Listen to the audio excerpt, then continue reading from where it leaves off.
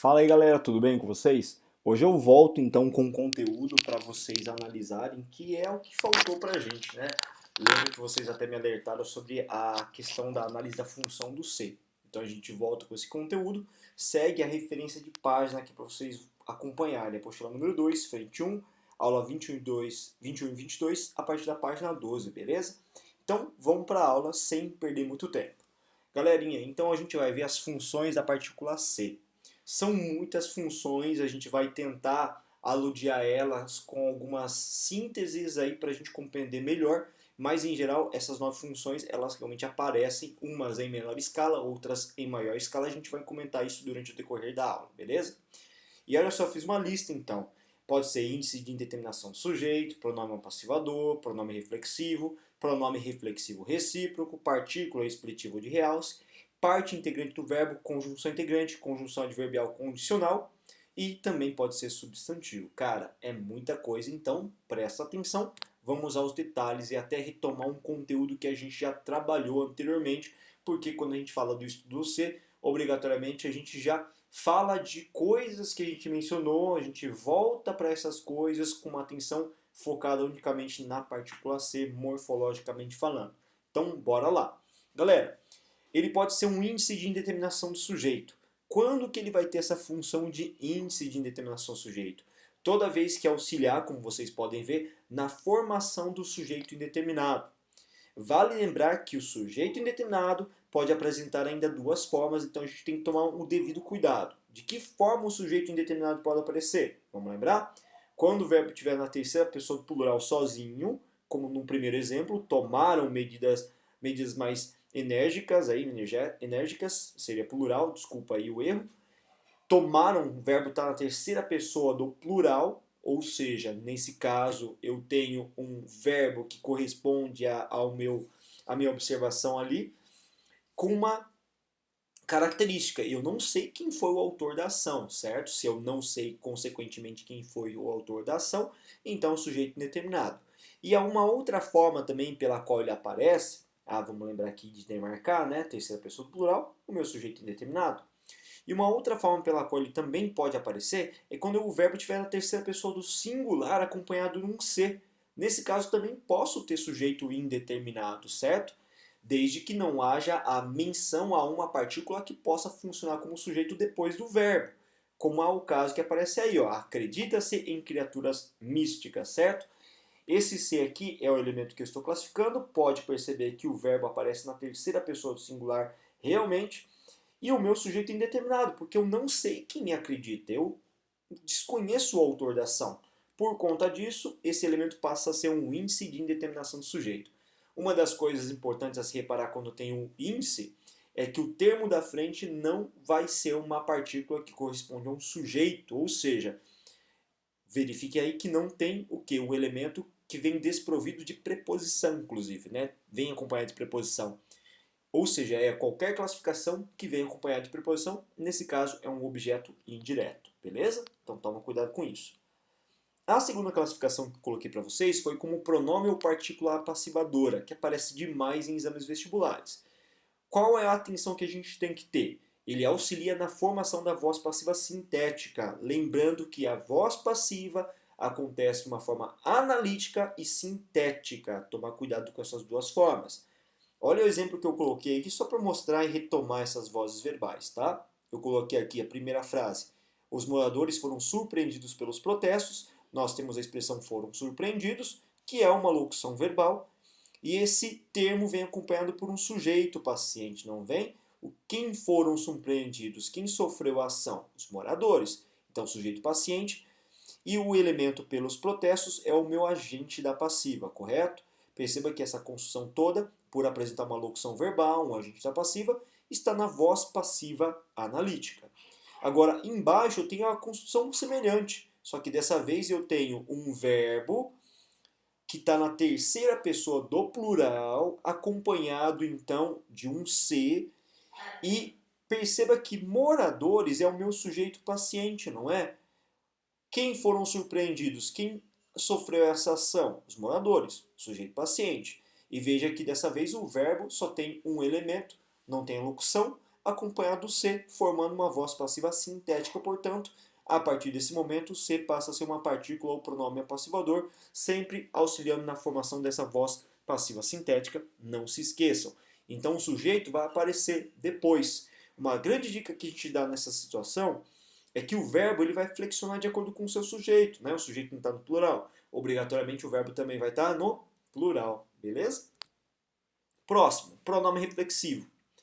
Vale lembrar também que aqui, pronome reflexivo vai aparecer sempre que houver a voz reflexiva ou voz reflexiva recíproca.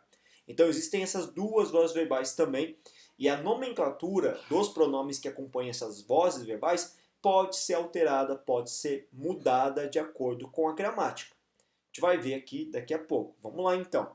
A primeira situação. Joana admirava-se ao espelho, tamanha sua beleza. Então perceba que o nosso verbo ali está admirável, acompanhado do sujeito Joana. Joana não faz a ação de admirar a si mesma. Então perceba com o sujeito reflexivo, gerando então uma voz reflexiva. Mas Joana faz a ação em si mesma. Então essa voz é só e somente reflexiva e acabou aí a classificação, tá? O que esse C ele é então? Esse C ele auxiliou na formação dessa voz reflexiva. Por isso que ele é chamado de pronome reflexivo, ok? Agora olha embaixo. Embaixo nós temos abraçavam. Todos se abraçavam em comemoração à florada dos girassóis. Olha, mas não vai lá, por favor, né? Evita. Né? Evita aí. Olha só esse girassol. Tá bom já. Girassol lindo, né? Que apareceu nessa montagem bem humilde aí. Galera, verifica que nesse caso, o meu todos que aparece aí, podem verificar, é um pronome reflexivo também. Só que dessa vez esse pronome reflexivo é um pronome reflexivo que acontece com mais pessoas. Então é um sujeito reflexivo, né? Que acontece com mais pessoas. Então eu faço ação em você, você faz ação em mim, a gente se abraça, que gostoso.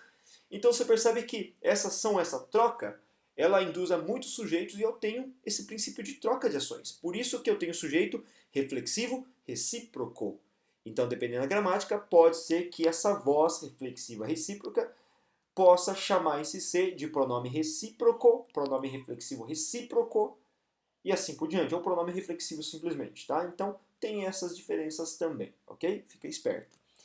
E o número 4 que a gente tem é a partícula de realce ou partícula expletiva. Gente, o que é essa partícula de realce, partícula expletiva? Nada mais é do que uma construção que pode ser retirada da construção frásica sem dano necessário a essa frase. Ela está lá por uma questão estética mais, tá? De dar 10 sílabas poéticas, deu 9, eu preciso fazer com que dê 10 sílabas. Eu acrescento um Czinho que cumpre essa função em determinadas circunstâncias. Pode verificar nesse texto do Raimundo Correia, nesse trechinho, vai ser a primeira pomba despertada. Esse C pode ser retirado. A primeira pomba despertada vai. Então tem uma partícula de realce ou expletiva, certo? Eu trouxe para vocês analisarem algumas exemplificações. Vamos ver comigo para a gente ver bem essa matéria e conteúdo mesmo? Alguns líderes provocam o caos social. Esse verbo provocam que está aqui. Esse alguns líderes que aparece para nós. Verifica que nessas construções que eu estou passando, a gente está avaliando um pouquinho das vozes verbais, né? Alguns líderes que aparecem aí, eles não fazem ação de provocar alguma coisa. Então, nesse caso, eu tenho sujeito agente. E se eu tiver um sujeito agente, consequentemente, a minha voz vai ser uma voz ativa. Então, nesse primeiro exemplo, a gente não está necessariamente avaliando o C. A gente está verificando as situações de pertinência em relação ao uso das vozes verbais. Na letra B, está escrito o seguinte: o caos social é provocado por alguns líderes. Nessa situação, o meu verbo, a locução verbal, é provocado, certo? E o meu sujeito é o caos social. Esse caos social não sofre a ação de ser provocado, então o meu sujeito paciente. Se eu tenho sujeito paciente, você já sabe que é uma voz passiva. E verifica que, além de tudo isso, nós temos o chamado agente da passiva. O agente da passiva é aquele elemento que faz a ação quando uma construção estiver numa voz passiva analítica. Beleza? Ok? Olha o cachorro, já começou a latir. E para piorar a situação, eu trouxe o meu cachorro, o Eurico, da obra Eurico, o Presbítero, do Alexandre Herculano, autor português romântico. E os dois, quando começam a latir, não param mais, né? Mas paciência, galera. Vamos tentar fazer o possível aqui, tá? Letra C. Provoca-se o caos social. Olha o que a gente fez. Voz ativa, voz passiva analítica e agora tem uma frase na voz passiva sintética, certo? Provoca-se o caos social. Verbo provoca. O que é provocado? Não é o caos social singular, verbo no singular também que é provocado? Perceba que o sujeito não é um sujeito paciente que sofre ação. E esse ser vai ser o que então? Esse ser ajudou na formação de uma voz passiva sintética. Logo, eu tenho uma voz passiva sintética, obviamente, e um pronome apassivador. Beleza? Letra D. Alguns líderes prejudicam-se um ao outro, gente. Eu ataco um, o outro me ataca, etc. Perceba que eu tenho o verbo prejudicar. Não que isso aconteça nos dias atuais, nesse contexto político, imagina, né? O verbo está aí, alguns líderes é o meu sujeito reflexivo, porque um faz ação no outro, certo? Só que nesse caso não é uma troca de ações. Se é uma troca de ações, consequentemente esse ser ele faz parte de uma voz reflexiva recíproca. Então se é um pronome reflexivo recíproco ou pronome recíproco simplesmente. Ok? Tá aí a nossa classificação. E a letra E. Algumas lideranças políticas agrediam-se verbalmente, certo? Agrediam-se verbalmente, também tem essa situação. Eu ataco você, você me ataca e assim por diante. Então o verbo agredir está ali. O sujeito é um sujeito reflexivo. Eu tenho essa partícula C que pode também ser classificado como um pronome reflexivo. Tudo bem? Fechou por enquanto aqui? Então vamos para mais uma exemplificaçãozinha aí para a gente estudar. Agora só o C, gente. Vamos ver. Dá aquele pausozinho aí, né? Vai verificando pelo seu conhecimento, por conteúdo que a gente passou, se você acerta. Vamos lá? Olha só então. Fabricam-se equipamentos médicos. O que vocês acham que é aí? Verbo apareceu pra gente, fabricam. O C, que é o nosso elemento a ser classificado. Perceba que, se eu perguntar para o verbo o que é fabricado, a resposta vai ser equipamentos médicos. Então tem o sujeito paciente aí, não tem? Se eu tenho sujeito paciente, com certeza a minha voz é uma voz passiva. E é sintética porque eu só tenho um verbo acompanhado pelo C. E o C ajudou a formação da voz passiva sintética, então eu tenho um C pronome particular passivadora. Letra G. Vive-se muito bem em Marília. Há controvérsias, né? Há questionamentos. Vive-se muito bem em Marília, verbo viver, o elemento que eu estou classificando ali é o C. Você pode perceber que nessa frase, gente, tem sujeito? O que vocês acham? Não tem, né? Muito bem não é sujeito, em Marília também não é. É um lugar, adjunta adverbial de lugar. Então não tem sujeito. Se não tiver sujeito, suspeita. Poxa, será que é sujeito indeterminado? Vamos ver. Quem vive? Sei lá quem, alguém. Então realmente é um sujeito indeterminado, galera. Se é sujeito indeterminado, terceira pessoa do singular acompanhado da partícula C, então significa que esse C só poderia ser classificado como índice de indeterminação do sujeito, o meu IIS, beleza? Letra H, vamos lá. O líder do executivo expôs-se ao ridículo. Ele expôs a si mesmo. Também não tem uma leitura com a realidade, por favor. É só um comentário, uma frase solta, sem nenhum tipo de apologia ou crítica política, por favor, né? O líder do executivo expôs a si mesmo, gente. Não é a si mesmo? Então o verbo que está sendo empregado aqui indica que provavelmente houve uma voz reflexiva, concorda? Em que o sujeito fez a ação nele mesmo. Então esse ser é o pronome reflexivo. Tranquilo aí, certo? Na letra I que aparece para nós ali. Ele foi-se embora. E se eu disser simplesmente que ele foi embora, dá para entender mesmo que não haja o ser? Então esse ser vai ser um pronome ou uma partícula de realce ou expletiva, beleza? Letra J, vamos lá. Compreendeu-se perfeitamente a matéria. O que foi compreendido? A matéria foi compreendida. Ah, a matéria então é o meu sujeito paciente que sofre uma ação? Sim, é. Se ele sofre uma ação, se o verbo aparece ali sozinho acompanhado do C, então esse C provavelmente faz parte de uma voz passiva sintética, ocasionando um pronome ou partícula passivadora, um PA. Beleza? Letra K, vamos lá. Na mitologia, acreditava-se em monstros gigantescos. Pergunta: quem acreditava? Você sabe quem? Eu não sei quem. Eu não conheci o João, José, sei lá, não conheci. Então não sei quem fez a ação. E em monstros gigantescos nunca poderia ser, de repente, o meu sujeito da oração. Não tem como, né? Tem acompanhado ali de uma preposição. Então, o verbo acompanhado da partícula ser suspeita. Não tem sujeito, então ele auxilia na formação do sujeito indeterminado. Então é um I e S, beleza? Concorda comigo? Fechou então por enquanto. Mais um pouquinho de exemplificação. Fechou aquele outro slide, claro, né? Olha o que a gente tem aí nessa outra exemplificação, continuando a matéria. Precisa-se de funcionários mais qualificados. O que vocês acham? O que esse C ele é, nesse caso? Agora vamos simplificar um pouco mais, né? Vamos ser um pouco mais breves na explicação aí. Precisa-se de funcionários capacitados.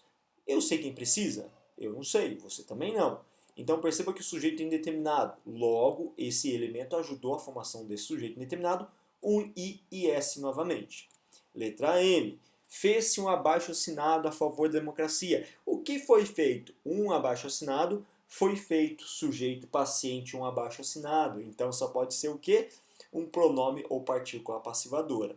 Letra N. Admirava-se em frente ao espelho. A gente já fez uma frase semelhante. Então esse C está indicando que o sujeito oculto ele faz uma ação nele mesmo numa voz reflexiva, portanto o pronome vai ser pronome reflexivo. Letra O. Abraçaram-se cordialmente. Então eles fizeram ação um no outro, concorda? Então tem sujeito reflexivo, portanto o meu C vai ter função de pronome reflexivo recíproco. E por último, ia-se para Portugal. Se eu dissesse simplesmente ele ia para Portugal, não vai mudar nada. Então esse C, ele obrigatoriamente ele pode ser excluído. É uma partícula de realce ou partícula expletiva. Beleza, galera? Espero que com essa exemplificação ampla que a gente deu, e cabe a você treinar um pouquinho também, dar um pause, copiar, de repente um print, para você tentar exercitar e compreender essa matéria, esse estudo dessa exemplificação toda, beleza? Espero que tenha ficado claro aí e daqui a pouco a gente se vê com uma aula de exercícios. Valeu? Ah, lembrando que tem mais algumas classificações, não acabou ainda, depois exercício. Valeu, gente, muito obrigado, até daqui a pouco.